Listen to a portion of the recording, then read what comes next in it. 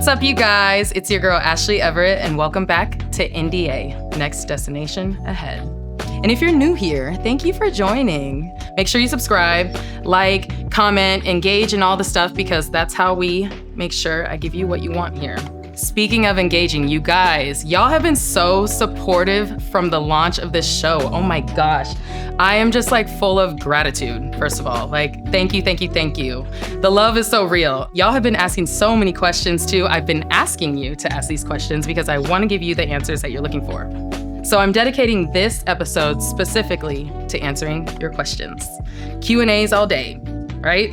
Let's get into this tea, y'all. All right, I'm gonna grab my phone for this so we can pull them straight up from the apps. We're going on YouTube, Instagram, TikTok, stories. We're getting things from everywhere, okay? I wanna answer everybody. This one's from YouTube and from LoveWins8914. What's up, girl? Love your top knot. I'm a top knot girly, not today, but I love a top knot. And I also wear glasses, period. She asked, do you perform now or only when asked? Or do you still go to open auditions? I would say all of the above. If there was an answer D for that, all of the above. Because I do still perform, yes. I think you guys have seen that on my socials. You've seen me perform with Brandy and make appearances. I'll still do TV shows and films. And any performance I feel like is worth it. I did the Cowboy Carter Christmas show, you know, so I know that was almost 2 years ago now, but yes, we still perform. And yes, I will also still do favors. I have like learned how to reel in my favors now because I need the favors to be mutually beneficial because we don't have time to waste anymore these days. So yeah, just gotten more specific with my favors and where my energy and time is just going in general.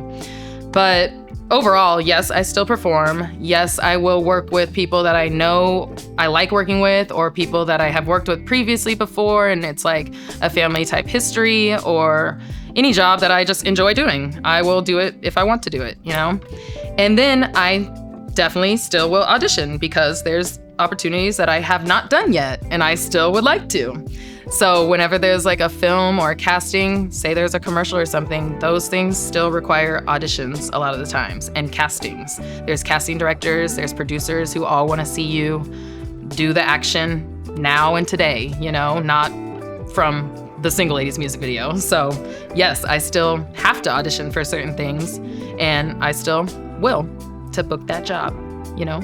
All right, this one's also coming from YouTube and I think it's pronounced from Flyslevation 7637.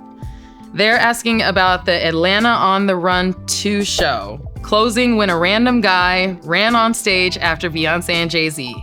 What was your reaction? Also, when you came to South Africa for Global Citizens in Johannesburg, I recommended that you go ahead with your plans and see Cape Town before you guys proceed to India, I think. How was it? I love that. I wanted to answer this because I remember the Johannesburg and Cape Town moment, and then I obviously remember the Atlanta moment too. So let's go to the Atlanta moment first. If you guys don't know what happened, Atlanta on the Run 2 in 2018, at the very end of the show, we were bowing. Beyoncé and Jay-Z are thanking the audience, and they're like, okay, thank you so much, good night. And they would turn around and walk in the center off stage through like the screens that opened up a doorway and they could exit, but they would turn their backs on the audience and walk back. And all the dancers were lined up against the stage. I think band was up in the set. So they weren't on the ground, but the dancers were on the stage lined up in front of it. So we were on floor level with B&J. And when B&J turned around to walk back and exit, a random guy, we had like runways on this show too. A guy comes running from down a runway. And I think all of us, my reaction at the time was, who is this? Who is this and why are they running up here? And sometimes there's like local security that will run up on stage if there's like something falls or there's an emergency or something. So it kind of felt like one of those moments, you know, it was like, oh, maybe someone's coming to fix something or grab something or did something happen, you know?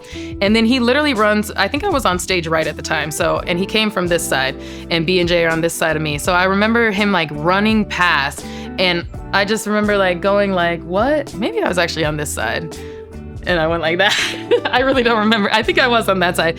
And I've watched it on the screen. And so it was like reversed. I was on that side. Whatever. Anyway, I was on this side of the stage looking this way.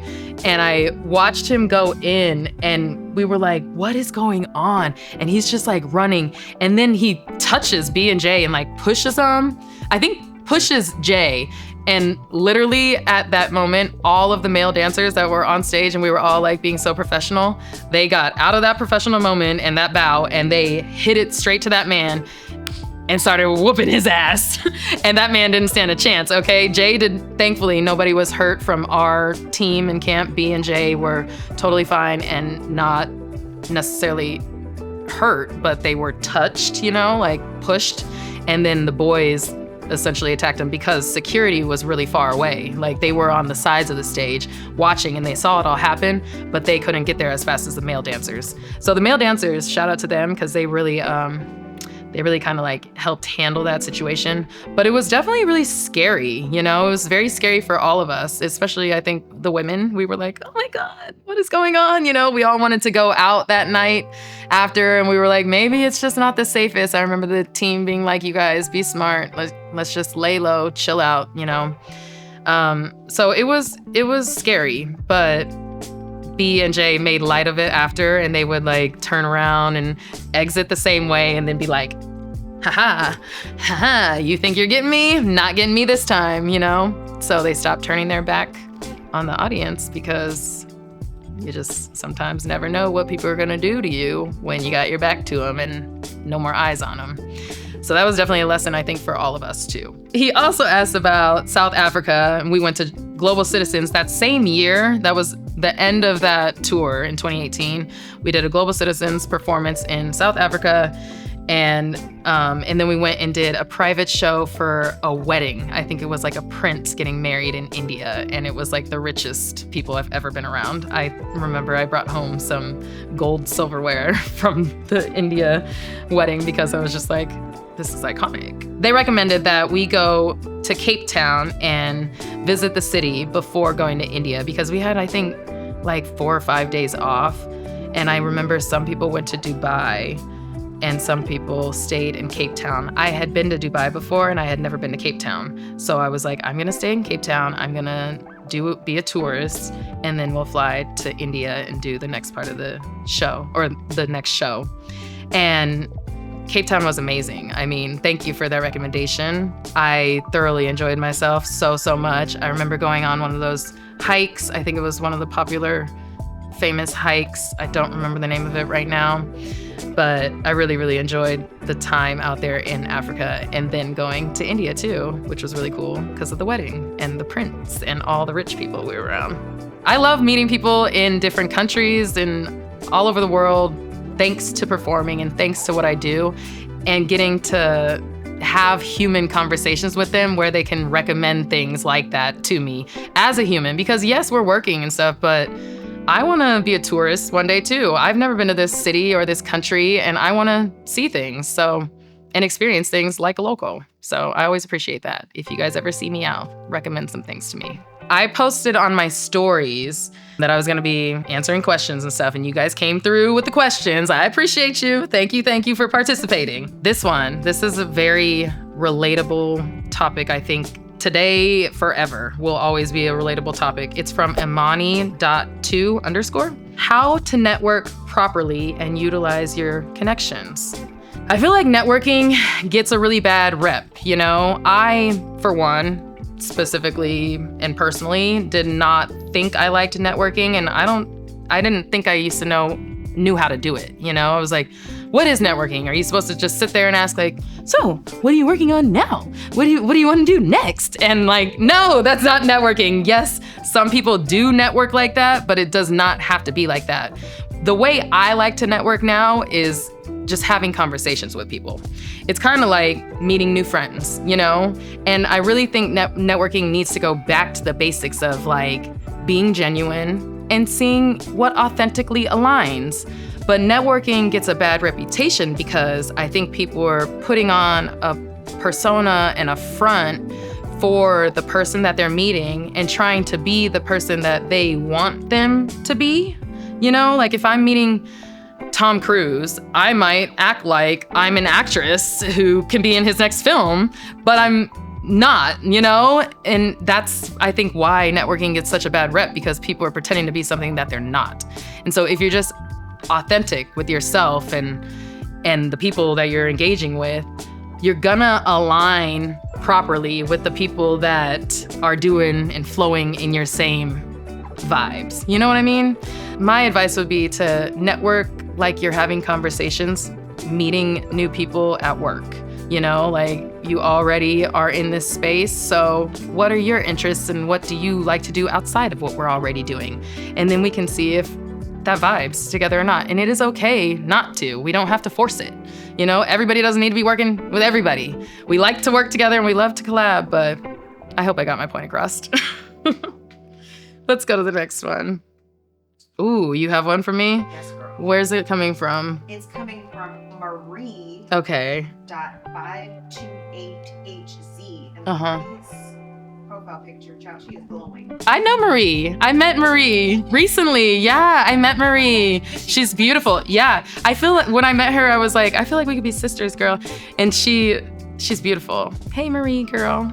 Thanks for your question. Okay, she says, when can we expect a skincare or makeup line to come out from you? Ooh, okay, period. Well, you guys know I love my skincare. I love my makeup too, but my skincare is where it all starts. You know, that's the foundation. And then the makeup is the little like bop on top. I'm like low-key sweating right now, so hopefully the glow is like still there. But you know, that's definitely a goal and a dream of mine, to come out with a skincare and makeup line. If we can do both, absolutely. So I'm just gonna take this opportunity to say, Fenty, what's up? L'Occitane, what's up? You know, Rock Skincare, what's up? Rodan and Fields, you know, we've already worked together, but we can create some new stuff. I think that would be really cool to collab with some of these brands that I already have worked with. So I don't know. I can't put a timestamp on it, but I do think it'll be coming one day. That was a good one, Viv. Do you have any more? Did you see any more from? We got our sis Gabriella from France. Okay, shout out to France. She said, how does it work on tour for your personal versus your stage outfits? Much love from Bronx. Personal versus stage. Oh, like laundry and stuff like that? Yeah. Oh, that's a good question. That's a really good one. When I first went on tour, I actually didn't know either. I was like, how are we supposed to do laundry? Like, how do we do laundry? And it's evolved and changed over time, okay? So my first tour, we used to be responsible for all of our personal laundry. We still are. You're responsible for all your personal laundry. Tour clothes, like what you're wearing on stage, they wash that. That stays with the stage. It travels with the stage. It stays with wardrobe and the crew. It's part of like the stage and the crew. And talent and people on stage are usually B party. Crew is usually C party. Dancers and band and stuff are B party, and artists are A party. So our wardrobe is part of C party, and it travels there with the wardrobe department and the crew, and they will clean it every night. They wash it, they spray it down with Febreze, and alcohol is what's supposed to take out like stench and BO. So yeah, there's like tons of hacks to get rid of it, but they do our laundry for us for what we wear on stage. But when it comes to our personal stuff, we are responsible for doing our personal laundry. And when I was first on tour in 2007, we used to have to find like laundromats in like Europe, in South America, like literally just be finding places to do our laundry and just doing it on our own. But now, like the last tour I was on and the last few tours I was on, they have laundry at the venue now for us. So you can bring your laundry to work with you, do your own personal laundry, drop it off, pay them whatever it is, you know, I think it's like $1 a pound or something like that. And then get your laundry done at work and take it back with you to your hotel room and pack up your bags and go. That's how laundry is done on the road. And sometimes you be washing in a bathtub, okay? Like on your own, just hand washing whatever you need. Cause if things are not convenient and it needs to be washed, like you gotta do what you gotta do. We're living on the road, okay? It is called the road for a reason. We have another one from a dancer. We got a fellow dancer. Okay. Dancer in the house. We love a dancer. Her name is Dejonda Dancer, and she says, first of all, you look gorgeous. Oh, thanks, Boo. I'm sure you're gorgeous too. And she says, do you always do your own makeup on tours for videos or performances with singers? So, okay, on tours, to answer that, on tours, yes. In like music videos and stuff, no. You usually have hair and makeup for music videos. Sometimes, well, also for award shows and televised things. Anything that really usually has like camera and a film crew is probably gonna have a hair and makeup team. But tour is live, you know, so, and we're doing it every night. But I also heard and know that like the last tour, the Cowboy Carter and the Renaissance tours that Beyonce did, they had hair and makeup people, which is amazing. I think they just had hair, actually. I think they were doing their own makeup still. But I never had a hair person when I was on tour, or a makeup person. Live shows, you're usually doing it yourself. And we got taught by some of the best, you know, Francesca Lott? I might be wrong on the last name, but I will post it here. She's Beyonce's OG makeup artist. She taught us a lot in the very early stages of how to do our makeup on stage. And then Sir John also came in, gave us a bunch of little gems and stuff on how to do our stage makeup. And my hair, I have always done my hair myself, and it has been just a trial and error and, you know, leaning into what we got naturally, because yeah, sometimes looks great, sometimes looks a hot mess, but we just roll with it. I don't know. But I've definitely learned a lot about doing my own hair throughout these years. Having to learn how to do my own hair and makeup because of what I do has taught me a lot of other things that I can do myself. You know, like I wax myself completely, like full body. I can. I mean, sometimes I'll go to a pro because they're way faster than me doing it myself, but I wax leg, Brazilian, everything. Underarms, I can do it all myself just because I learned how to do my hair and my makeup myself. We can learn more things, you know. I do my nails myself. Don't look too closely. Some might need a little touch up, but amazing. Yeah. You guys can learn. I know a lot of people feel like, I can't do my own hair, I can't do my own makeup, I don't know where to start or whatever. Yes, you can. I promise you. Just literally start. Just start. And practice makes much better, makes progress. People have always asked me if we do our own hair and makeup, and I'm like, I've been doing my own makeup since I was like 8, doing the Nutcracker. You know, it didn't look good, but I had to do it, you know? So, yeah. And I think that's also a lot of dancers and stuff transition into like makeup artists after their dance careers or while they're still dancing because they're all aligned. Same with hair. Like another friend of mine is opening up her own hair school and stuff now, and like braiding and stuff because she was doing her own hair and other people's hair on tour. So they all go hand in hand, you know?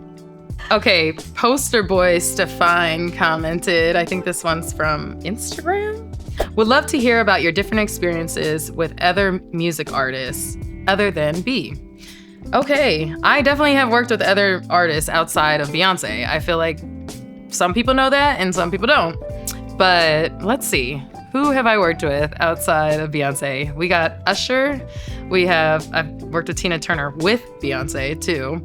I've worked with LaToya Jackson. I've worked with Ciara, Chris Brown, Snoop Dogg, Flo Rida, Natalie LaRose. Oh my gosh, Neo. Yeah, I'm in like 4 Neo videos during his little like 1 in a million era. Oh, Brandy. You guys know I've worked with Brandy. There's a ton of other people that I've worked with too. I can't think of them off the top of my head right now. But I love working with all different types of artists. I think the cool part about this industry is that every artist is a little different, you know, and it brings out a different side of you as a dancer and as a performer.